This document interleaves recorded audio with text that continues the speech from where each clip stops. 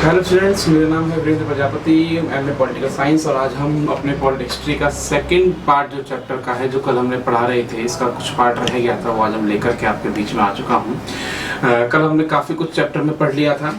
इस चैप्टर में हमने काफ़ी कुछ देखा और हड़प्पा सभ्यता के बारे में हमने जाना कि कैसे कैसे ये सभ्यता आगे बढ़ी और किस तरह से इस सभ्यता की क्या विशेषताएं थी, किस तरह के लोग थे, लोग किस तरह से धर्म का, कैसे उनके रिलीजियस फेथ वगैरह, शासक थे या नहीं थे, काफ़ी कुछ हमने इसके अंदर पढ़ा। जिस स्टूडेंट्स ने पिछली वीडियो नहीं देखी है वो उसको ज़रूर देख लें और फिर इस वीडियो को देखें, आपको सारा कॉन्सेप्ट क्लियर हो जाएगा।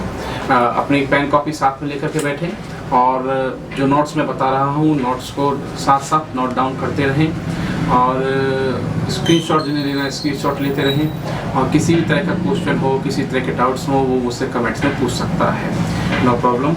और अब शुरू करते हैं अपना सेकंड पार्ट जो चैप्टर का है। कल हम थोड़ा सा पिछले रिवाइंड कर लेते हैं, एक बार देख लेते हैं हमने पीछे क्या क्या पढ़ा था। कल हमने उसका प्राचीन सभ्यता के बारे में पढ़ा था, परिचय इसके बारे में हमने जाना था। इसमें हमने जाना उसके कब से वो सभ्यता थी और मेसोपोटामिया के टाइम से वो सभ्यता थी और इसके क्या क्या नाम हैं। और जैसे हमने 5 नाम इससे कल बताए थे आपको, सिंधु घाटी सभ्यता बोलते हैं, मोहनजोदड़ो बोलते हैं, हड़प्पा सभ्यता बोलते हैं, कांस्य सभ्यता बोलते हैं और मृतकों का टीला कहते हैं। और बताया था कि अफगानिस्तान से लेकर के या जम्मू कश्मीर में इसका एक क्षेत्र है मांडा, अफगानिस्तान में सुतकान गैंडोर से शुरू होता है इसका इलाका। पाकिस्तान में भी है मोहनजोदड़ो, हड़प्पा जैसे क्षेत्र इसके वहाँ पर हैं। और गुजरात में, फिर पंजाब में भी है, हरियाणा में भी है। सब जब ये सारी चीज़ें मैंने कल आपको बता दी थी। उसके बाद हमने थोड़ा डिस्कशन किया था कि कनिंघम कौन थे, जॉन मार्शल, व्हीलर कौन थे। ये मोस्ट इंपॉर्टेंट पर्सन है इस चैप्टर के, आप जरूर पढ़िएगा क्योंकि ये हर साल एग्जाम में एवरी ईयर पूछे जाते हैं। कनिंघम कौन थे, मार्शल कौन थे, इन्होंने कैसे शुरुआत की थी, कैसे इनकी जो इस चैप्टर हड़प्पा सभ्यता में दौरान खोदाई के दौरान जो इसके बारे में रिसर्च चल रहा था तो इनके क्या रोल था। ये सारी चीज़ें आपको पढ़ने के जो पिछली वीडियो है सारा कुछ उसमें पढ़ा दिया है। हड़प्पा सभ्यता में कौन सी फसलें होती थी, क्या क्या होता था, ये सारा मैंने बता दिया है। और किस तरह से हड़प्पाई समाज के जो लोग थे शिक्षित थे या नहीं थे, ये सारी चीज़ें आपको मैंने कल बता दी हैं कि वो जी हाँ वो शिक्षित थे। मोहरों पर कुछ ऐसी हमें जानकारियाँ मिली हैं, अभिलेख मिले हैं, आभूषण मिले हैं, बाट मिले हैं। बाट का वो यूज़ करते थे, किलो वाला जो बाट वगैरह होता था उसका वो यूज़ करते थे। और पुरातत्वविद हड़प्पाई समाज में सामाजिक आर्थिक भिन्नताओं का पता किस प्रकार लगाते थे। तो ऐसे कुछ हमने 4 क्वेश्चन कल हमने पढ़ लिए थे। हड़प्पा में मन के बनाने की प्रक्रिया क्या थी और सिंधु घाटी सभ्यता में एक शासक वर्ग था, यदि हाँ तो उदाहरण दीजिए। सारा कुछ चर्चा हमने कल कर ली थी। स्क्रीन पर सारा कुछ नोट्स आपके चलते रहेंगे, वो आपको मैं दिखाता रहूंगा किस तरह से सारा ये है, समझाता रहूंगा। बहुत ही ध्यान से कंसंट्रेशन के साथ चैप्टर को समझना है। बहुत इजी चैप्टर है। आज क्लास जल्दी, इस सेकंड पार्ट जल्दी फिनिश हो जाएगा और आपको फर्स्ट चैप्टर और सेकंड चैप्टर दोनों एक बार से देख लीजिएगा, पूरा कॉन्सेप्ट क्लियर हो जाएगा। फर्स्ट चैप्टर आपने फिर दोबारा पढ़ने की जरूरत ही नहीं है, बट नोट्स बनाने के बाद, एक बार समझने के बाद, जब भी आपको जरूरत हुआ 5 मिनट का टाइम लिया, दोहराया चैप्टर को और पूरा चैप्टर कंप्लीट हो गया। बस ये आपने इसके अंदर करना है। बेस्ट आपको हम अपनी बेस्ट देने की कोशिश कर रहे हैं अपने चैप्टर्स के बारे में, पूरा क्लियर करेंगे कॉन्सेप्ट, कुछ नहीं बचने वाला है। वैसे बहुत सारी चीज़ें मार्केट में हैं और बहुत सारे यूट्यूब चैनल्स भी हैं, लेकिन हम जो चीज़ें बता रहे हैं खुद का पर्सनल एक्सपीरियंस, कुछ पढ़ाते भी हैं, डायरेक्ट क्लासेस भी लेते हैं, तो बच्चों के साथ हमारे बहुत अच्छे रिलेशन हैं और बहुत अच्छे एक्सपीरियंस आ रहे हैं और बहुत अच्छे रिजल्ट्स भी आ रहे हैं। क्योंकि कुछ हम देख रहे हैं कि जो आजकल यूट्यूबर्स हैं वो सिर्फ यूट्यूब पर काम कर रहे हैं, उनका वास्तविकता से, शायद शिक्षा से कोई लेना देना नहीं है, नहीं पढ़ा रहे हैं, ओनली वो कर रहे हैं। लेकिन हम वैसा नहीं कर रहे हैं। हमें सिर्फ, मैं किसी की बुराई करने नहीं बैठा हूँ यहाँ पर, लेकिन अब चलिए छोड़िए। अब जो मैं चीज़ें आपको बता रहा हूँ, आप उन सब चीज़ों को बहुत अच्छे से कॉन्सेप्ट को क्लियर करते हुए चलते हैं, आगे बढ़ते हैं। और अगर आपको वीडियो अच्छी लगती है तो लाइक का बटन जरूर दबाना, चैनल को सब्सक्राइब जरूर करना और शेयर भी जरूर करना, ताकि हमारी जो जिस चीज़ को हम ज़्यादा से ज़्यादा बच्चों तक पहुंचाना चाहते हैं, दूर दराज के इलाकों में जहां सीबीएसई एग्ज़ाम होती है, गाँव में जहां बच्चे शायद बड़ी बड़ी हाई फाई ट्यूशन फीस देने लायक नहीं हैं, उनके लिए हम लोग बैठे हैं और हम लोग यहाँ दिन रात देख करके आपके लिए क्लासेस बना रहे हैं, अच्छे से अच्छा कंटेंट आपको प्रोवाइड करने की कोशिश कर रहे हैं। तो सेकंड जो चैप्टर का पार्ट है, जो चैप्टर 1 का पार्ट नंबर 2 मैं आज आपको बता रहा हूँ। 10th क्लास का पार्ट नंबर आपका ये है,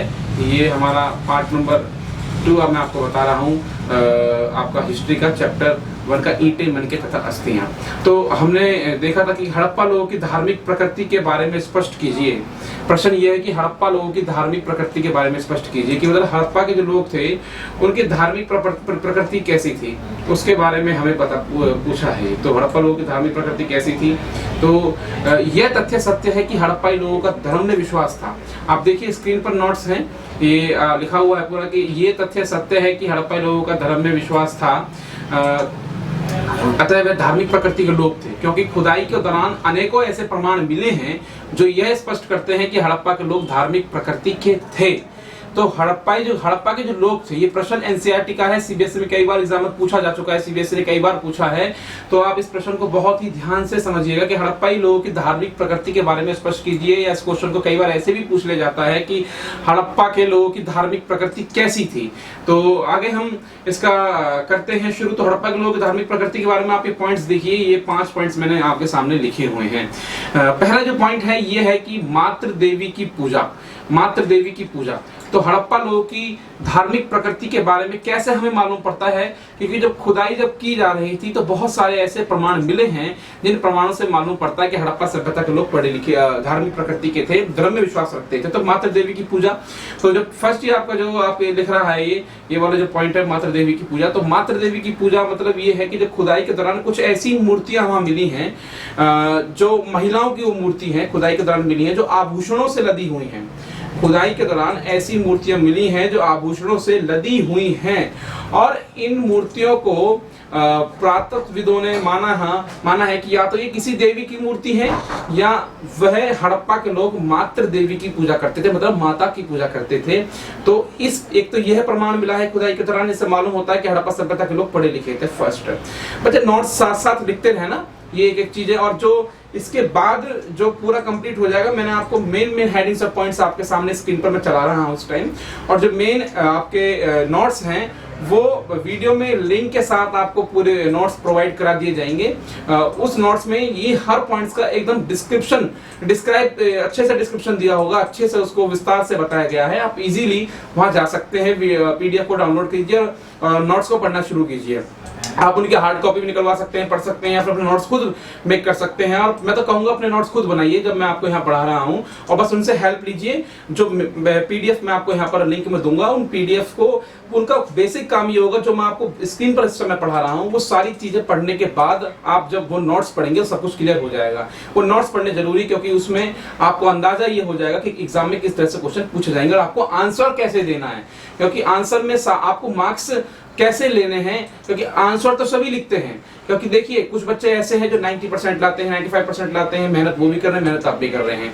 और बहुत से बच्चे ऐसे कहते हैं कि हमने भी 100% क्वेश्चन अटेम्प्ट करके आए, और जो 95% वाला वो भी कह रहा है मैंने 100% क्वेश्चन अटेम्प्ट किए, और 70% वाला बोल रहा है कि मैंने 100% क्वेश्चन अटेम्प्ट किए। तो भाई उसके 90% क्यों आ गए बच्चों? 90% फिर नंबर को जो गैप होता है ना, फिर वो तय होता है आप अपना आंसर को कैसे दे रहे हैं, आप अपना आंसर कैसे लिख रहे हैं, कैसे अपने आप को रिप्रेजेंट कर रहे हैं। तो आपके क्वेश्चनों को रिप्रेजेंट करना कैसे आपने लिखना है, जैसे कई बार डायग्राम बना दिया जाता है, कई बार आपके अपने डायग्राम के साथ साथ अपने आंसर को इतना अट्रैक्टिव बनाना है, इतना आकर्षित करना है कि अध्यापक जब आपके एग्जामिनर जब आपका पेपर चेक करे तो वो आपके वे ऑफ राइटिंग के तरीके से ही इतना इंप्रेस हो जाए कि आपको मार्क्स देने से बिल्कुल ना चूके। तो इसलिए आपको नोट्स देखने जरूरी हैं, और बाकी कॉन्सेप्ट तो मैं क्लियर कर ही रहा हूँ आपको स्क्रीन के ऊपर। तो हड़प्पा सभ्यता के लोगों का धर्म में विश्वास कैसे, धर्म में विश्वास था, इसके निम्न प्रमाण हमें मिले। पहला मातृ देवी की पूजा। तो हड़प्पा के जो लोग थे मातृ देवी की पूजा करते थे वो लोग। मूर्तियां मिली हैं खुदाई के दौरान, तो मूर्तियां ऐसा लगता है जैसे वो मूर्तियां जो हैं या तो किसी देवी की होंगी या किसी माता की होंगी जिनकी हड़प्पा के लोग पूजा करते थे। तो पहला प्रमाण ये है। सेकंड है आपका पुनर्जन्म में विश्वास। ये आपका सामने है सेकंड वर्ड, पुनर्जन्म में विश्वास। तो पुनर्जन्म में विश्वास मैंने आपको जब कल फर्स्ट वाला पार्ट में पढ़ा रहा था तो मैंने आपको बताया कि हड़प्पा के जो लोग थे शवों को दबाते थे, तो शवों को दफनाया करते थे, और जब दफनाया करते थे तो शवों के साथ वो क्या रखते थे, शवों के साथ वो कुछ आवश्यक वस्तु, जीवन में जो महत्वपूर्ण वस्तु, जैसे भोग विलास की वस्तु जिन्हें हम कह सकते हैं, खाने पीने की चीजें होती हैं, बर्तन होते हैं, ये चीजें रख लिया करते थे। उनका विश्वास होता था कि मरने के बाद व्यक्ति इन सब चीजों का इस्तेमाल करता है। तो एक तरीके से वो उनका पुनर्जन्म में विश्वास था, एक तरह से उनका पुनर्जन्म में विश्वास था, इसलिए वो इस तरह की गतिविधियां करते थे। तो यह भी उनकी धार्मिक आस्था को दिखाता है कि वो पुनर्जन्म में विश्वास रखते थे। तो दूसरा प्रमाण ये मिला है कि पुनर्जन्म में विश्वास रखते थे क्योंकि हड़प्पा में खुदाई के दौरान शवाधान मिले हैं और उन शवाधानों से ये प्रमाणित होता है कि हड़प्पा के लोग पुनर्जन्म में विश्वास रखते थे, अर्थात उनकी धार्मिक प्रकृति के वो लोग थे। थर्ड जो पॉइंट है, वो थर्ड पॉइंट मैं आपको दिखा रहा हूं, वो है ये असामान्य वस्तुएं। असामान्य वस्तुएं मतलब आप क्या समझते हैं? असामान्य वस्तुएं क्या है? तो बच्चों देखिए, असामान्य वस्तुएं, खुदाई के दौरान कुछ ऐसी वस्तुएं मिली हैं जो असामान्य सी हैं, अजीब सी लग रही हैं। और हमने कई बार देखा होगा अपने वास्तविक जीवन में भी, अपने रियल लाइफ में भी हमने कई बार ये देखा होगा कि कुछ चीजें ऐसी धर्म में, हमारे जो धार्मिक जो जीवन है उसमें कुछ ऐसी चीजें यूज में लाई जाती हैं जो हमने कभी नहीं देखी होती हैं। पूजा पद्धति में कई बार ऐसी चीजें हमको देखने मिलती हैं। हम कभी हवन वगैरह, पंडित जी बोलते हैं हवन करना है, पूजा करनी है, तो इतनी सारी सामग्री हमसे मंगाते हैं, कभी हमने देखी भी नहीं है, बड़ी अजीब सी लगती हैं। तो इसी तरह से खुदाई के दौरान असामान्य वस्तुएं कुछ मिली हैं हमको। तो वो असामान्य वस्तुएं किस तरह की हैं? वो असामान्य वस्तुएं आपकी ऐसी वस्तुएं जो पहचान में, जो उनका लगता नहीं हो किसी एक पर्टिकुलर यूज में लाई जाती होंगी, कुछ अजीब सी वो चीजें देखने में लगती हैं। तो अनुमान लगाया जाता है कि ये असामान्य वस्तुएं धर्म से जुड़ी हुई हो सकती हैं, इनके अंदर मूर्तियां भी हो सकती हैं, पूजा सामग्री हो सकती है। तो कुछ असामान्य वस्तुएं खुदाई के दौरान मिली हैं जिससे प्रमाणित होता है कि हड़प्पा सभ्यता के लोगों का धर्म में विश्वास था तथा इन वस्तुओं का प्रयोग वह अपने धार्मिक जीवन में करते होंगे। अगला जो है वो है आपका मोहरे, जो नीचे आपने देख रहे हैं मोहरे। ये मोहरे आप कहेंगे कि हड़प्पा सभ्यता के लोगों को धार्मिक विश्वास था, तो ये मोहरों से कैसे पता लगेगा? तो देखिए, जो मोहरे थी, इन मोहरों पे ऊपर कुछ चित्र छपा हुआ करते थे, कुछ चित्र होते थे। जैसे आप देखने को मिलेगा कि जो हड़प्पा सभ्यता में जो मोहरें मिली हैं, उन मोहरों के ऊपर प्रकृति, पेड़ पौधे मैंने लिखा हुआ है नीचे, प्रकृति व वृक्ष के चित्र इसके अंदर मिले हुए हैं। जो मोहरे हैं माने सिक्के टाइप जो होते थे, उनके ऊपर पेड़ पौधे आदि के चित्र होते थे। तो ऐसा अनुमान है कि वो प्रकृति की पूजा करते होंगे, प्रकृति को बहुत सम्मान देते होंगे, इसलिए सिक्कों के ऊपर पेड़ पौधे आदि छपवाए गए थे। जैसे हम देखते हैं भारत के अंदर जो सिक्के चलते हैं, जो कॉइन्स चलते हैं इंडिया के अंदर, उन कॉइन्स पर आपने देखा होगा चंद्रशेखर आजाद की फोटो भी होती है, महात्मा गांधी की फोटो भी लगा दी जाती है, कई बार सुभाष चंद्र बोस की होती है, कई बार देवी देवताओं की लगा दी जाती है, भगवान बुद्ध के भी चित्र होता है। वो क्यों होता है? ताकि वो सम्मान होता है, सम्मान में क्योंकि उनमें हम विश्वास रखते हैं, धर्म का हमारा उसमें विश्वास है, धार्मिक रूप से विश्वास है उन लोगों में। तो एज एक सम्मान के तौर पर उनकी तस्वीरें हम जो सिक्कों पर ढाल देते हैं। इसी तरह से हड़प्पा सभ्यता में खुदाई के दौरान कुछ मोहरें मिली हैं, मोहरों के ऊपर प्रकृति और वृक्षों के चित्र मिले हैं।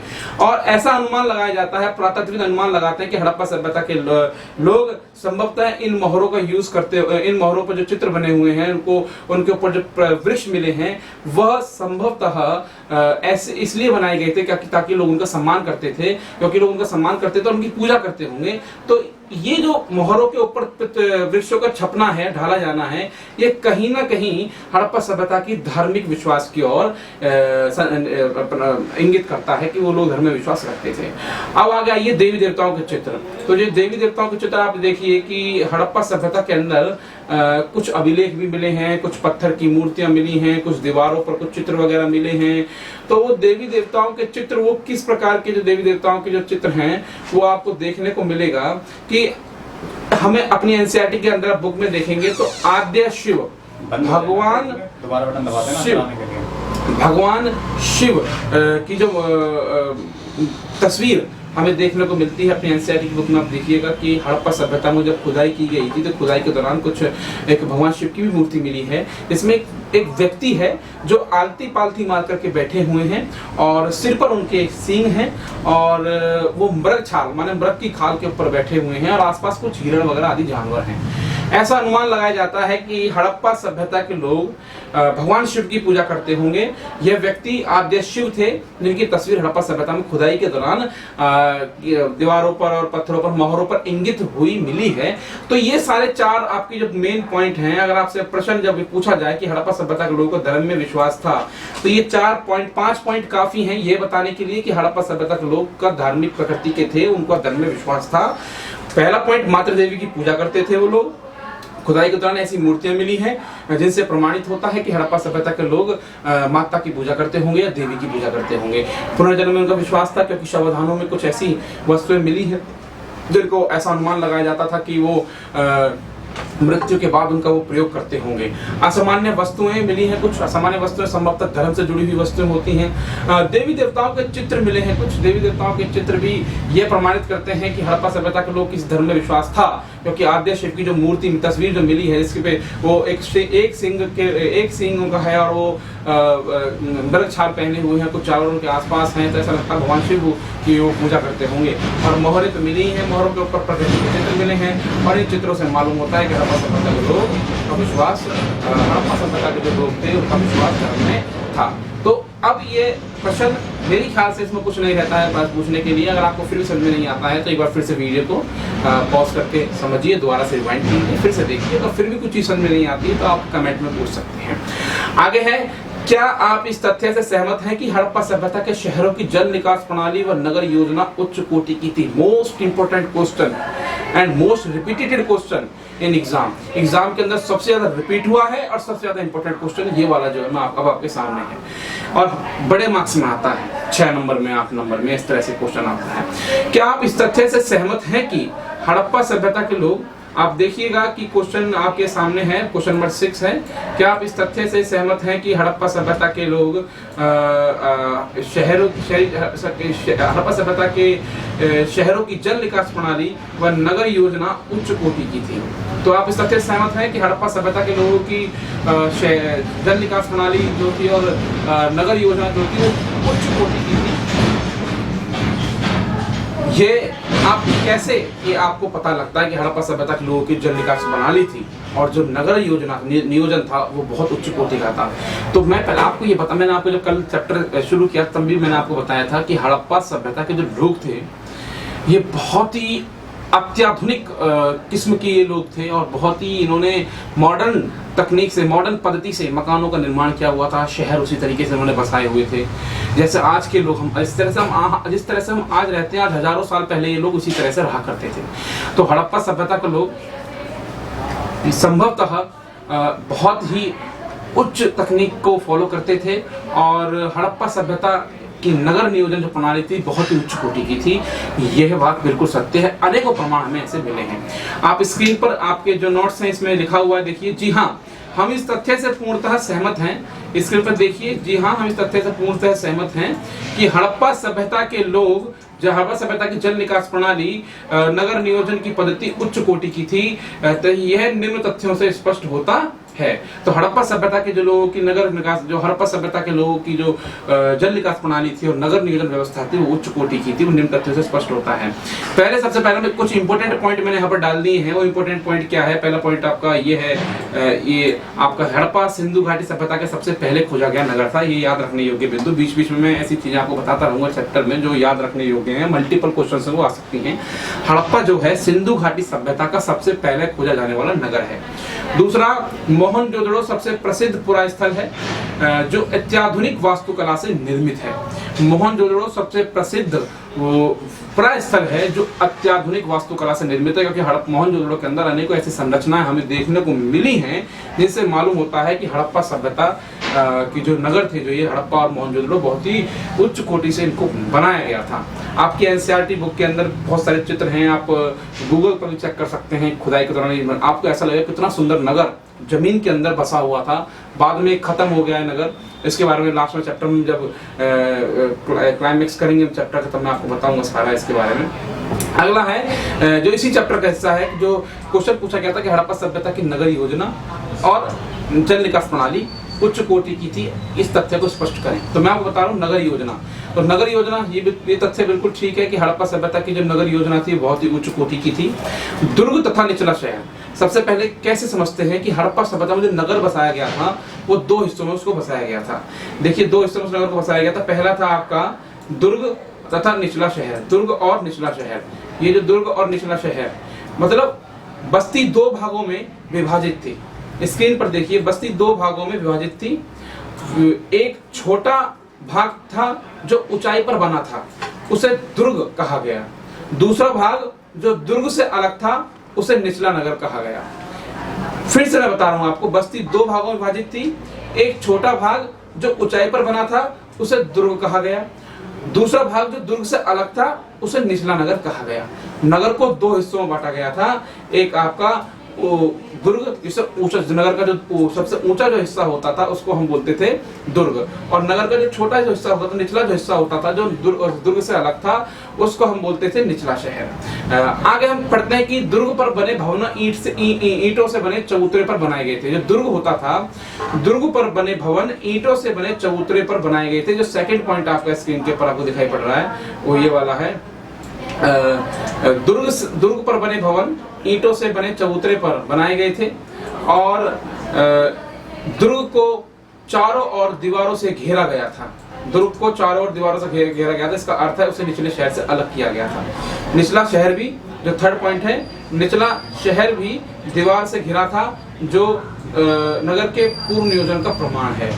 मैं फिर से बता देता हूँ, दुर्ग तथा निचला शहर हड़प्पा सभ्यता का जो नगर नियोजन था वो बहुत ही बेहतर और उच्च कोटि का था, क्योंकि जो दुर्ग था, दुर्ग एक ऐसा हिस्सा था नगर का जो ऊंचा बना हुआ था, और जो निचला शहर था वो थोड़ा अलग था।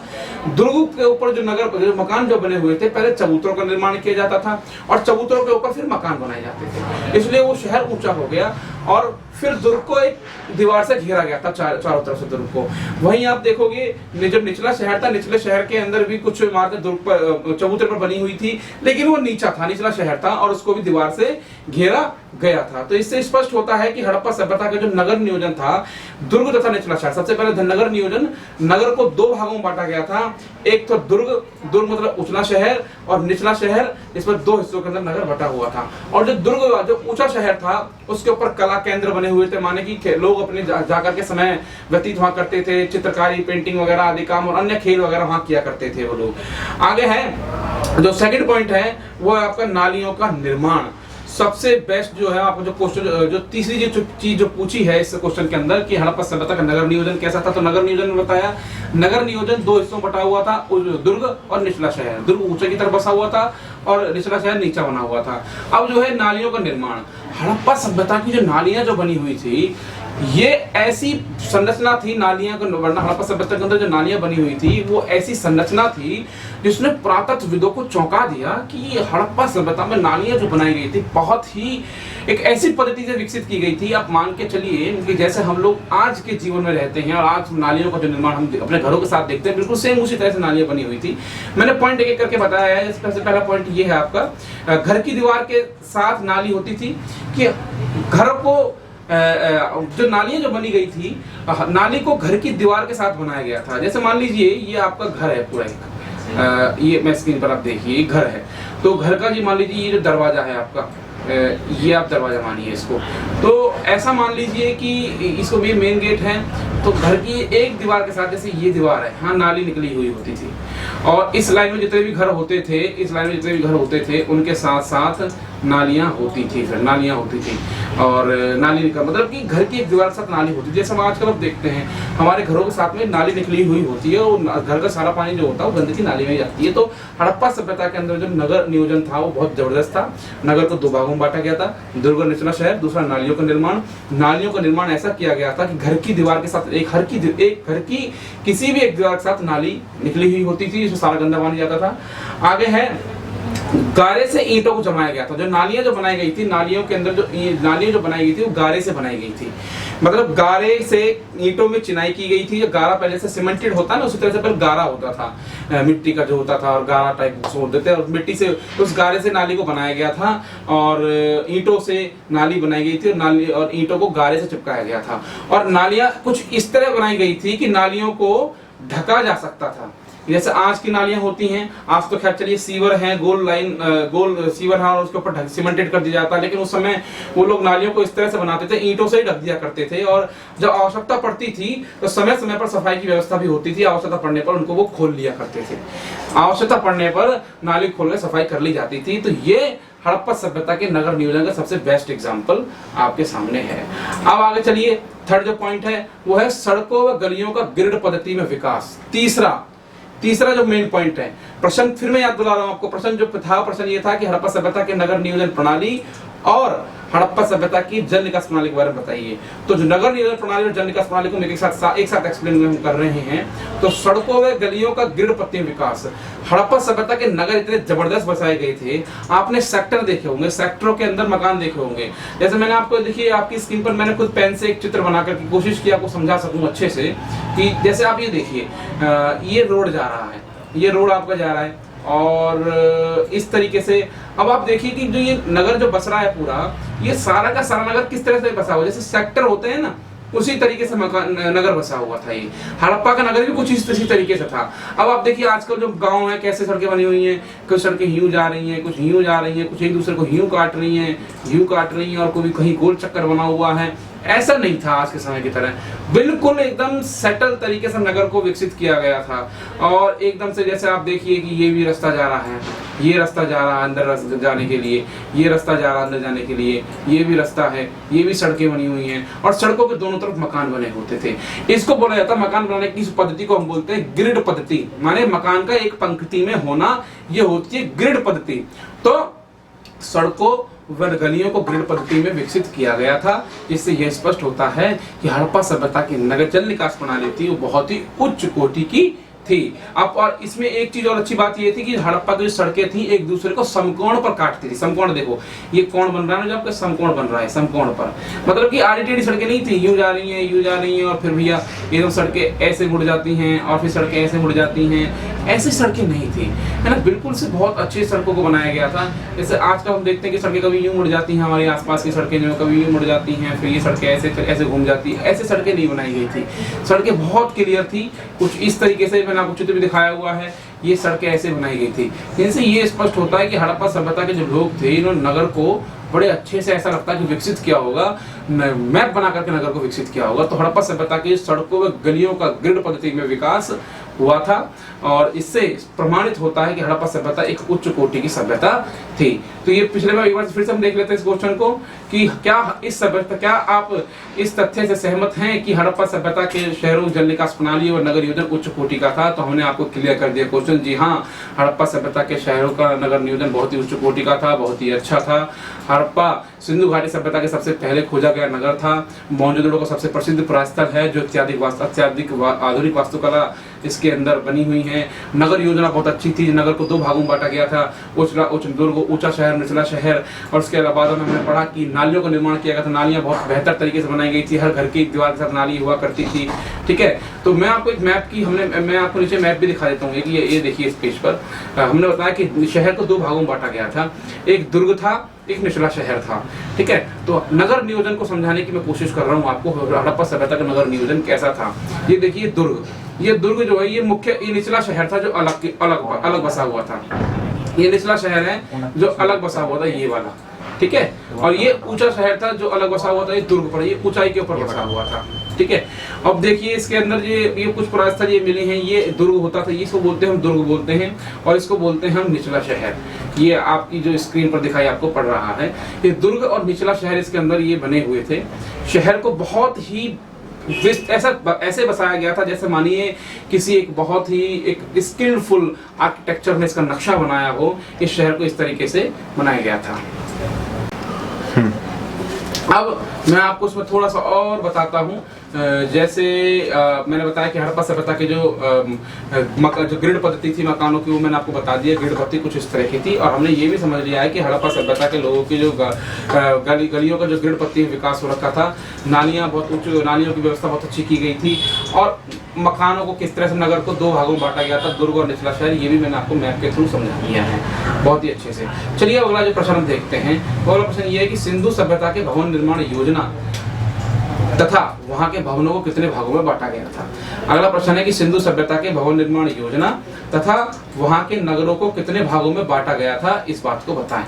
ये इंपॉर्टेंट क्वेश्चन है कि सिंधु सभ्यता के, आप इस क्वेश्चन को देखो ऐसे ही पूछ सकता है कि सिंधु सभ्यता के भवन निर्माण योजना को बताएं, और ये भी इस क्वेश्चन को तोड़ के पूछ सकता है। तोड़ के कैसे पूछ सकता है कि हड़प्पा सभ्यता के निवास स्थान कैसे थे, ऐसे पूछ सकता है अलग से पॉइंट बना करके। या ऐसे पूछ सकता है कि हड़प्पा सभ्यता में विशाल स्नान गृह की पर टिप्पणी करें, वो कैसी विशाल स्नान गृह क्या था, ऐसे पूछ सकता है।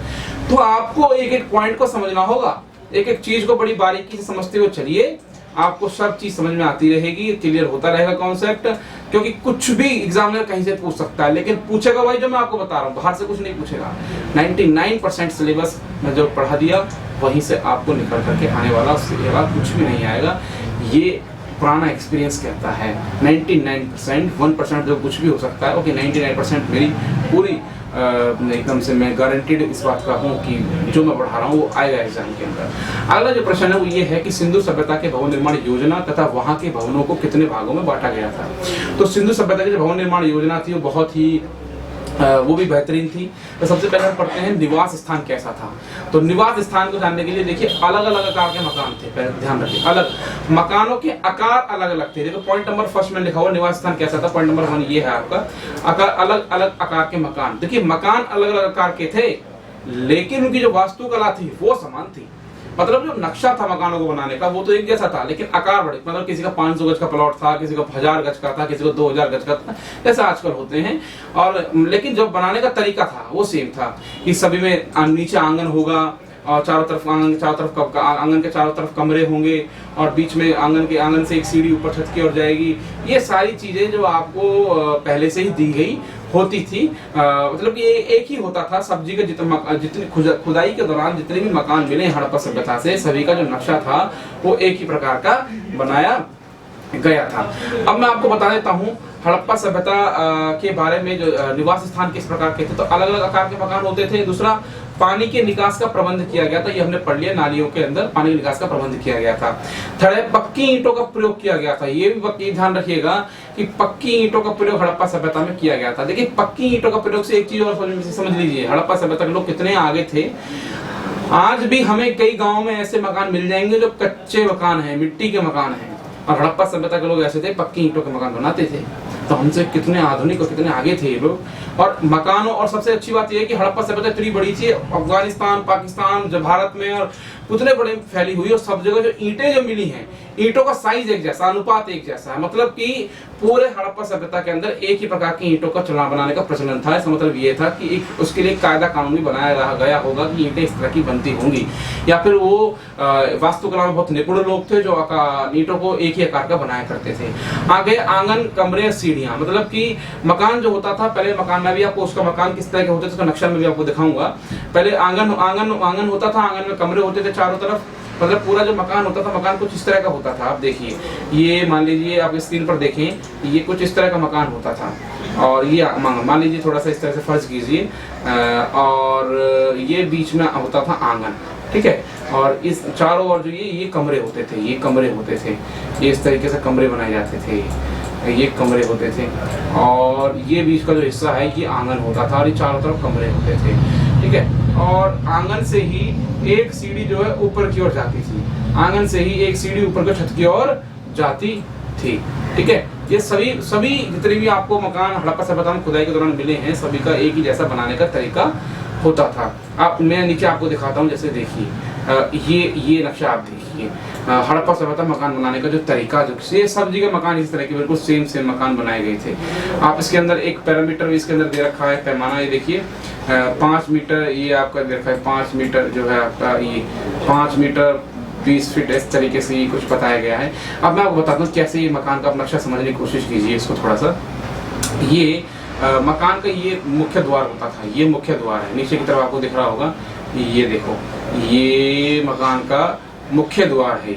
यहाँ से एंट्री होती थी, कमरे यहाँ होती थी, और ये बीच का एक आंगन टाइप बना हुआ था। देखिए ये आंगन टाइप होता था बीच का, ये आंगन टाइप कुछ था, और ये चारों तरफ कमरे थे। ये देखिए चारों तरफ इधर कमरे हुआ करते थे, ठीक है, ये कमरे हुआ करते थे। और देखो ये सीढ़ियाँ हैं छत पे जाने के लिए, ये सीढ़ियाँ हैं छत पे जाने के लिए, सीढ़ियाँ होती थी।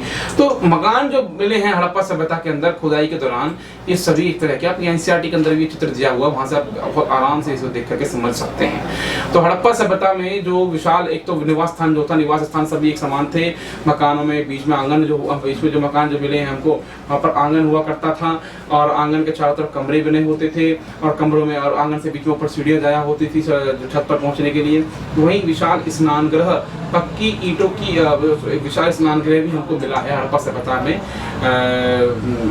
जो नगर नियोजन हमने पूछा कि हड़प्पा सभ्यता कितने, हड़प्पा जो सभ्यता के अंदर जो क्वेश्चन ये था कि सिंधु सभ्यता के भवन निर्माण योजना, तो वहाँ के भवनों के बारे में बताएं। तो क्या होता था हड़प्पा सभ्यता के भवन? मैंने आपको बता दी भवन किस प्रकार के होते थे। भवन निवास स्थान इनको बोलते हैं। भवन माने निवास स्थान। निवास स्थान कुछ इस तरह के होते थे, अलग अलग प्रकार के मकान होते थे। पानी की निकासी के लिए प्रबंध किया गया था। मकानों में बीच में आंगन होता था, चारों तरफ कमरे होते थे, ऊपर जाने के लिए सीढ़ियां होती थी और निचली दीवार में खिड़की नहीं थी। ये बड़ी इंपॉर्टेंट बात है, निचली दीवार में खिड़की नहीं होती थी। क्यों नहीं होती थी खिड़की? संभवतः अनुमान लगाया जाता है, पुरातत्वविद मानते हैं कि शायद चोरी के डर से वो लोग जो नीचे का जो फ्लोर होता था उसमें खिड़कियां नहीं बनाते थे दीवारों में, ऊपर होती थी नीचे नहीं होती थी। और ये एक पॉइंट में एक आंकड़ा और लिखा हुआ है कि हड़प्पा सभ्यता के अंदर जो है 700 कुएं प्राप्त हुए हैं मोहनजोदड़ो से। मोहनजोदड़ो जो नगर है वहां से केवल कुछ 700 कुएं प्राप्त हुए हैं, जिससे हड़प्पा सभ्यता के हड़प्पा सभ्यता का जो निर्माण योजना था, भवन निर्माण योजना थी, वो संभव क्लियर दिखाई पड़ती किस तरह के उनके भवन वगैरह बनाते थे। मैंने आपको कल भी बताया था कि वो मकान को कुछ इस तरह, जैसे मकान जो होता था आपका, वो कुएं कुछ इस तरह बनाते थे। जैसे मान लीजिए मकान है किसी का और मकान में वो कुआं ऐसे बनाते थे, आधा कुआं मकान के अंदर होता था, आधा कुआं मकान के बाहर होता था। इसका वजह ये थी कि बाहर से मान लीजिए कोई आदमी राहगीर चलता हुआ आ रहा है सड़क के ऊपर, ये जो आ रहा है, तो आवश्यकता पड़ने पर पानी पी सकता था कुएं के बाहर से। मकान के बाहर जब कुएं का आधा हिस्सा होता तो वहां से पानी वो ले सकता था। ये मैं आपको इससे क्लियर हो जाता है। तो अगला है वो है भवन विशाल स्नानगृह। वो पक्की ईंटों की विशाल संरचना है। ये आप देखिए, आप जब आप सर्च करना इसको अपने गूगल पर देखिएगा, तस्वीर देखना इसकी, हड़प्पा सभ्यता में एक विशाल स्नानगृह मिला है खुदाई के दौरान। इतना बड़ा स्नानगृह है, एक तरह से बहुत बड़ा तालाब टाइप है। और जैसे हमने देखा होगा गंगा जी के जो घाट होते हैं और नदियों के घाट होते हैं, इधर से उतरने का पूरा रास्ता होता तालाब में, है ना, पहले नीचे चारों तरफ घाट बने होते हैं। इसी तरह का ये तालाब बनाया गया था। इस तरह का विशाल स्नानगृह बोलते हैं, इस तरह का विशाल स्नानगृह बनाया गया था। बहुत ही विशाल संरचना थी और कई हजार लोग एक साथ यहाँ पर स्नान कर सकते थे। तो ऐसा अनुमान लगाया जाता है कि हड़प्पा सभ्यता के लोगों ने इसका निर्माण इसलिए किया गया होगा ताकि किसी धार्मिक पर्व पर स्नान वगैरह कर सकें। जैसे गंगा दशहरा का पर्व होता है तो उस दिन हिंदू धर्म मान्यता होती है, स्नान करने की होती है। अमावस्या पूर्णमासी वाले दिन जो होती है उस दिन स्नान करने की जो परंपरा है, शायद ऐसा ही कुछ होता होगा, इसलिए ये बहुत बड़ी संरचना वहां से मिली है। एक हमें सभा भवन मिला है। जो सेकंड पॉइंट है वो है सभा भवन का।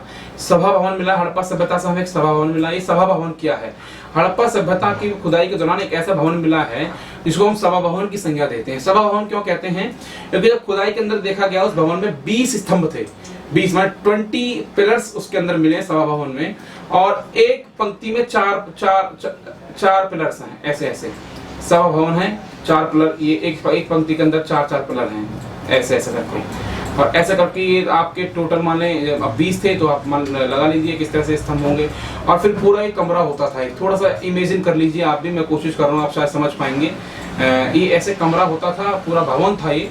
और इस भवन के अंदर छत जो होती थी, छत से बिल्कुल खंबे होते थे, जैसे एक खंबा यहाँ है, एक खंबा ऐसे, फिर एक खंबा ऐसे, फिर एक खंबा ऐसे, 4 खंबे की पंक्ति थी। फिर थोड़ी देर आगे कमरे में थोड़ा सा और आगे चलते हैं, 4 खंबे और आगे मिलते थे। तो एक भवन मिला है, उस भवन के अंदर 20 खंबे मिले हैं, टोटल 20 खंबे मिले और खंबे 4 की पंक्ति में है, एक पंक्ति में 4 खंबे हैं। और वहीं उस भवन में बीच में एक थोड़ा दल्लान भी है। दल्लान क्या होता था? जो आसपास का जो ये क्षेत्र है ना, इसको बोलते हैं हम दल्लान, जो खाली पड़ा था इलाका। ये दल्लान का मतलब ये होता है कि ये एक तरह का बरामदा टाइप था, यहाँ पे लोग आसपास थोड़े बहुत बैठने के लिए, घूमने के लिए ऐसा ये बनाया गया था उसके अंदर। और छोटे छोटे बेंच इस सभा भवन से हमें मिले हैं। छोटे छोटे बेंच माने ये जो सभा भवन था इसके अंदर कुछ बेंच लगा रखे थे। बेंच माने जैसे आपके स्क्रीन पर देखिए कुछ ऐसे ऐसे बेंच बना रखे थे कि ये बेंच मतलब कि एक पंक्ति के अंदर बेंच, 4 ऐसे ऐसे बेंच बना रखे थे। मैं थोड़ा सा यहाँ समझाने की कोशिश करता हूँ आपको। जैसे भवन था, हाँ खंबे बना दिए, समझ में नहीं आ रहा होगा आपको। तो जैसे ये भवन था मान लीजिए, तो इसके अंदर कुछ बेंच मिले हैं। तो जैसे एक बेंच ये है, एक बेंच ये है, एक बेंच ये है, यहाँ भी कुछ बेंच रखे हुए हैं, यहाँ भी कुछ बेंच हैं, ये बेंच है, और बीच में एक बड़ी सी कुर्सी होती थी।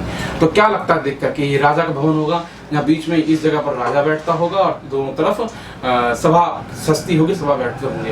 तो ये हड़प्पा सभ्यता की खुदाई के दौरान जो भवनों का जो निर्माण किया गया था, भवन निर्माण की पद्धति कुछ इस तरह की थी। निवास स्थान बनाए गए थे और उसके बाद विशाल स्नान गृह बनाए गए थे। निवास स्थान बहुत अच्छे थे, मैंने आपको बता दिया, मैंने मैप भी दिखाया आपको। अलग अलग के मकान होते थे, मकानों में पानी के निकासी का प्रबंध था, मकान पक्की ईंटों के होते थे और आंगन बना होता था, 4 और कमरे होते थे, ऊपर जाने की सीढ़ियां होती थी, सभा भवन बनाया गया था एक। अब उसके बाद विशाल स्नान गृह होता था जो बहुत बड़ी संरचना थी, जहाँ पर एक साथ लोग सामूहिक स्नान करते थे। और महिलाओं के लिए इस विशाल स्नान गृह में महिलाओं के लिए अलग से नहाने की व्यवस्था थी और नहाने की व्यवस्था उनके लिए अलग से बात, जिनको हम कह सकते कि उनको स्नान गृह बनाए गए थे, जिनको बाथरूम कह देते हैं, अलग से बाथरूम बनाए गए। तो बाथरूम ऊपर से पटे हुए होते थे, मतलब उनके ऊपर छत होती थी और महिला वहां पर स्नान कर सकती थी उस तालाब के आसपास, और सारा जो पानी होता था उन बाथ से निकल करके बाहर नालियों में निकल जाता था। अगला जो प्रश्न है वो ये है आपका, सिंधु घाटी सभ्यता नदी किनारे क्यों विकसित हुई? बड़ा ही इंपॉर्टेंट और अच्छा क्वेश्चन है, पेपर में आता है, इसलिए ये क्वेश्चन मैंने यहाँ डाला है। सिंधु घाटी सभ्यता नदी किनारे विकसित क्यों हुई? स्टूडेंट्स, ये चीज आप देखें कि मैं आपसे ये कहता हूँ, भारत में जितने भी शहर हैं उन सबको देखिए, जितने भी बड़े बड़े शहर हैं वो किसी न किसी नदी किनारे विकसित हो रखे हैं। भारत में जितने भी बड़े शहर हैं वो किसी न किसी नदी किनारे विकसित हुए। जैसे दिल्ली है, यमुना नदी किनारे विकसित है, ऐसे ही पटना गंगा नदी के किनारे विकसित है, और आपका वाराणसी गंगा नदी के किनारे विकसित है, लखनऊ भी गंगा नदी के किनारे विकसित है, कानपुर गंगा नदी के किनारे विकसित है, और ऐसे ही कोलकाता हुगली नदी के किनारे विकसित है। तो बड़े बड़े नगर जो हैं ये नदी किनारे क्यों विकसित हुए? नदी किनारे विकसित होना प्राचीन समय में इसलिए अच्छा माना जाता था, ये 4 कारण थे जो आपकी स्क्रीन पर हैं। पहला कारण है सुगम आवागमन। सुगम आवागमन, आना जाना आसान हो जाता था। नदी किनारे नाव के अंदर बैठ करके आना जाना आसान हो जाता था, कितनी भी लंबी दूरी की यात्रा नदी के माध्यम से आसानी से तय की जा सकती थी और तेज तय की जा सकती थी, ठीक है, सड़क मार्ग से ज्यादा। अगला है सुरक्षा। सुरक्षा के लिए भी बहुत लिहाज से बहुत अच्छी होती थी नदी किनारे विकसित करना। मान लीजिए ये नदी है, ये नदी बह रही है आपकी और ये नदी आपकी है, ठीक है, और आपने नगर को अपने इस तरह बसाया हुआ है, आपने नगर को अपने इस तरह बसाया हुआ है, ठीक है, ये आपका नगर बसा हुआ है। तो आपकी सुरक्षा किस तरह से सुरक्षा बढ़ जाती थी?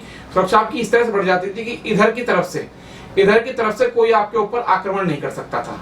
जहां आप देख रहे हो इधर की तरफ से कोई आपके ऊपर आक्रमण नहीं कर सकता, क्योंकि अगर उधर से अगर उसको आक्रमण करना है तो उसको पहले नदी पार करनी होगी, और जब तक नदी पार करेंगे तब तक नगर के लोग अलर्ट हो जाते होंगे।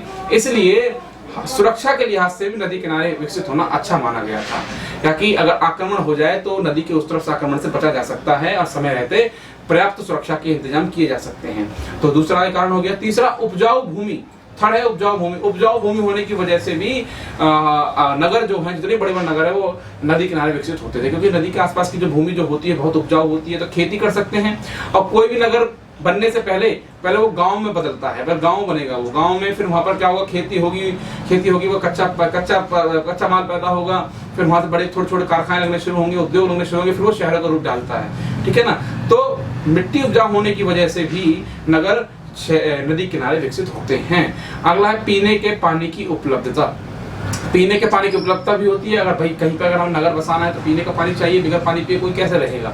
तो पीने के पानी की उपलब्धता भी नदी किनारे आसानी से उपलब्ध हो जाती है, इसलिए नदी किनारे नगर विकसित होते हैं। तो अब ये चैप्टर जो है हमारा, ये 8 क्वेश्चन थे इस चैप्टर में, इससे ज्यादा क्वेश्चंस नहीं है, आपको इससे ज्यादा समझने की जरूरत भी नहीं है। इन 8 चैप्टर में क्वेश्चन हमारा पूरे तरीके से कंप्लीट हो जाता है कि हड़प्पा सभ्यता के यहाँ जितने भी क्वेश्चन थे, अब मैं समझता हूँ कि इससे रिलेटेड ज्यादा से ज्यादा इससे अधिक और कुछ क्वेश्चन अब नहीं आ सकते हैं हड़प्पा सभ्यता के अंदर। ये चैप्टर जो है हड़प्पा सभ्यता का, मोहनजोदड़ो सभ्यता का जो चैप्टर है, ये 8 क्वेश्चन है, इससे ज्यादा क्वेश्चन नहीं होंगे। बस थोड़े से इंपॉर्टेंट पॉइंट्स को मैं आपको बता देता हूँ इस चैप्टर को समझने से पहले कि महत्वपूर्ण याद रखने योग्य क्या है, तथ्य हैं। तो पहला पॉइंट आपका ये है कि हड़प्पा और मोहनजोदड़ो सिंधु घाटी के प्रमुख नगर थे। ये आप मेन पॉइंट्स को याद रखिए, हड़प्पा और मोहनजोदड़ो सिंधु घाटी सभ्यता के प्रमुख नगर थे। सेकंड पॉइंट है आपका मोहनजोदड़ो से कला केंद्र के अवशेष मिले हैं। जो मोहनजोदड़ो जो शहर है, नगर है हड़प्पा सभ्यता का, वहाँ ऐसे अवशेष मिले सब कला केंद्र हो। कला केंद्र माने वहाँ पर मनके वगैरह बनाए जाते थे, यहाँ पर और कुछ जैसी चीजें, चित्रकला, वास्तुकला जैसी ऐसी नक्काशी वगैरह की जाती थी, ऐसी चीजें कुछ वहाँ से मिली हैं। ऐसा मालूम पड़ता है कि यहाँ पर कला केंद्र, कला का काम होता हो, आर्ट एंड क्राफ्ट का काम होता हो। और अगला है इंपॉर्टेंट चीज है, 1 मार्क्स में पूछे जा सकते हैं पॉइंट्स आपसे, हड़प्पाई लिपि दाएं से बाएं लिखी जाती थी। हड़प्पाई जो लिपि होती थी वो दाएं से से बाएं लिखी जाती है, जैसे उर्दू लिखी जाती है, दाएं से बाएं ये लिखी जाती थी। तो इसी को ध्यान रखें। और साथ में ये भी ध्यान रखें, मैंने यहाँ पर पॉइंट लिखा नहीं है पर सुन लीजिए, हड़प्पा की जो लिपि होती थी वो चित्रात्मक होती थी। कैसी होती थी? चित्रात्मक होती थी। आप इस पॉइंट को अपने साथ में नोट डाउन कर लीजिएगा। हड़प्पा की जो लिपि होती थी वो चित्रात्मक होती थी, कुछ इस तरीके से, ठीक है। अगर है लिपि में लगभग हड़प्पा में जो लिपि जो लोग इस्तेमाल करते थे उसमें 26 चिन्ह मिले हैं, 26 सिंबल्स हैं जिनको पहचान की जा सकी है कि हड़प्पा सभ्यता में 26 चिन्ह थे। अगला है, आप देखिए कि कालीबंगन, हड़प्पा के शहर में कुछ आपको बताए थे कि लास्ट वाला जो पार्ट था हमारा हड़प्पा में, जो कालीबंगन जो आपका शहर था, कालीबंगन जो मिला है हड़प्पा सभ्यता के अंदर, चूड़ियों के अवशेष कालीबंगन से हमें देखने को मिले हैं। राखीगढ़ी और बनावली से जुते हुए खेत मिले हैं और लोथल से बाट प्राप्त हुए हैं हमको, ठीक है ना। ये पॉइंट ध्यान रखिएगा। कालीबंगन से राजस्थान, कालीबंगन जो राजस्थान में पड़ता है, हड़प्पा सभ्यता के क्षेत्र है, इधर चूड़ियां मिली हैं और राखीगढ़ी बनावली से जुते हुए खेत मिले हैं, लोथल से बाट प्राप्त हुए हैं। एक और क्वेश्चन इसका है जो मैंने नोट्स में नहीं लिख पाया हूँ, मेरे याद नहीं रहा, पढ़ाते समय मैं याद आपको आ गया। मैं आपको क्वेश्चन को डिस्कस कर लेता हूँ, आप क्वेश्चन को कर लीजिएगा, उसके नोट्स भी लिख लीजिएगा।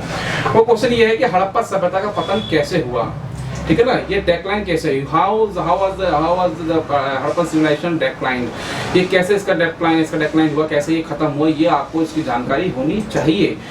खत्म कैसे हुई, कई बार प्रश्न पूछा जा सकता है, पूछा भी गया है। तो हड़प्पा सभ्यता खत्म होने के जो प्रमाण जो मिले हैं, वैसे तो अलग अलग विद्वान अलग अलग प्रमाण मानते हैं, लेकिन कुछ लोग जो प्रमाण प्राप्त होते हैं कुछ ऐसे हैं कि कुछ लोग मानते हैं कि हड़प्पा में भारी भूकंप आया था जिस वजह से हड़प्पा सभ्यता जो थी वो दब गई। कुछ लोग कहते हैं कि हड़प्पा सभ्यता में आर्यों ने आक्रमण किया था, जो आर्य लोग थे उन्होंने हड़प्पा पर आक्रमण कर दिया था, तो इसलिए हड़प्पा अनुमान लगाते हैं कि हड़प्पा के लोग, हड़प्पा सभ्यता वहां खत्म हुई होगी। कुछ लोग कहते हैं कि हड़प्पा में बहुत बड़ा बाढ़ आ गई थी, बाढ़ आने की वजह से हड़प्पा खत्म हो गई। कुछ लोग कहते हैं कि हड़प्पा में सूखा पड़ गया था, क्योंकि इन जो कारण मैंने आपको बताए, आप वीडियो को फिर से रिवाइंड कर लीजिएगा। कुछ लोग कहते हैं हड़प्पा में सूखा पड़ गया था, कुछ लोग कहते हैं हड़प्पा में बाढ़ आ गई थी, कुछ लोग कहते हैं आर्यों ने आक्रमण किया था, कुछ लोग कहते हैं कि हड़प्पा के अंदर भूकंप आ गया था। जो चारों कारण हैं, चारों कारण अलग अलग विद्वानों ने दिए हैं, क्योंकि उन्होंने ऐसे कुछ प्रमाण पाए हैं खुदाई के दौरान। उनको ऐसा लगा कि हाँ हड़प्पा का भूकंप आया होगा या आर्यों ने आक्रमण किया होगा, सबने अलग अलग तरीके से देखा। तो हड़प्पा सभ्यता के पतन के कोई निश्चित कारण नहीं है, लेकिन जो चार कारण मैंने बताए हैं आप उनको ऐसे लिख सकते हो कि वैसे अगर आप प्रश्न ये आ जाए पेपर में कि हड़प्पा सभ्यता के पतन के क्या कारण है, तो आप उत्तर ऐसे लिखोगे कि वैसे तो हड़प्पा सभ्यता कोई निश्चित कारण आज तक पता नहीं लग पाया है, लेकिन विद्वानों ने अलग अलग कारण हड़प्पा सभ्यता के पतन के बताए हैं। कुछ विद्वानों को मानना है कि हड़प्पा सभ्यता में बाढ़ आई थी, कुछ विद्वानों को मानना हड़प्पा सभ्यता में भूकंप आया था, कुछ विद्वानों को मानना हड़प्पा सभ्यता में आर्यों का आक्रमण हुआ था, और कुछ विद्वानों को मानना हड़प्पा में सूखा पड़ गया था। तो इन कारणों से हड़प्पा सभ्यता का पतन हुआ था। अब हमारा चैप्टर फिनिश हो चुका है। इस चैप्टर में अब कुछ नहीं रहता है। 8 क्वेश्चन इस चैप्टर के जो मैंने आपको बताए हैं, मेन क्वेश्चन 8 क्वेश्चन, इसके अंदर टोटल 8 क्वेश्चन हैं। इससे पहले मैंने कुछ क्वेश्चन मेन इंपॉर्टेंट नोट्स जो आपकी बातें थी कनिंघम के बारे में, व्हीलर के बारे में, मैंने सारा कुछ बता दिया था। नोट्स आप प्रिपेयर कर लीजिएगा। मैं फिर आपसे बोल रहा हूँ कि बिना नोट्स प्रिपेयर किए आप कुछ नहीं कर सकते हैं। बेटा बहुत अच्छे से नोट्स बनाइए और अपने आंसर को इतना अच्छा लिखिए, इतना अट्रैक्टिव करके लिखिए, इतना आकर्षित करके लिखिए, राइटिंग इतनी अच्छी लिखिए। रिप्रेजेंटेशन बहुत मैटर रखती है, क्योंकि आप ये सोच कर रखिए जब एग्जाम आप पेपर जब आपका चेक कर रहा है, अगर आपकी राइटिंग अच्छी और आपका प्रेजेंटेशन का तरीका अच्छा है, तो आप क्या ऐसा करने से आप एग्जामिनर की मेहनत कम कर देते हैं। जब एग्जामिनर की मेहनत कम हो जाएगी, जब आपकी भाषा उसे अच्छे से समझ में आएगी और आपका लिखने का तरीका अच्छे समझ में आएगा, तो आपको नंबर भी अच्छे देगा। लेकिन अगर आप उसका काम बढ़ा देंगे एग्जामिनर का, आप ऐसी राइटिंग लिख देंगे कि वो आपकी राइटिंग देख करके माथा पकड़ करके बैठ जाएगा, तो फिर वो नाराज हो जाएगा, मार्क्स भी कम देगा। तो इसलिए आप राइटिंग को बहुत मैटर रखती है आर्ट्स के छात्रों के लिए। और साथ साथ में रिप्रेजेंटेशन करने का तरीका, डायग्राम बना करके पॉइंट्स में लिखिए। कोशिश आप जो है ऐसे वे में आंसर मत लिखें, कोशिश करें ज़्यादा से ज़्यादा पॉइंट्स में लिखें। एक्सप्लेनेशन जितनी अच्छी दे सकते हैं उतनी अच्छी एक्सप्लेनेशन दें। जो आपका फर्स्ट चैप्टर है ईंटें, मनके तथा अस्थियां, ये दोनों पार्ट के साथ पूरा हो चुका है। और जो इसके नोट्स जो रहते हैं वो नोट्स मैं आपको लिंक के साथ प्रोवाइड करा दूंगा। आप पहले वीडियोस को देखें, नोट्स बनाएं, और फिर जो मेरे नोट्स मैं आपको प्रोवाइड कराऊंगा उनको आप पढ़िए, क्योंकि बिना वीडियो को देख के वो नोट्स आपको समझ में नहीं आएंगे। और फिर पढ़ने के बाद जितने क्वेश्चन हैं सब सॉल्व कर डालिए। और अगर आपको वीडियो अच्छी लगे तो लाइक कीजिए, सब्सक्राइब कीजिए और शेयर कीजिए। बहुत बहुत धन्यवाद बच्चों, थैंक यू।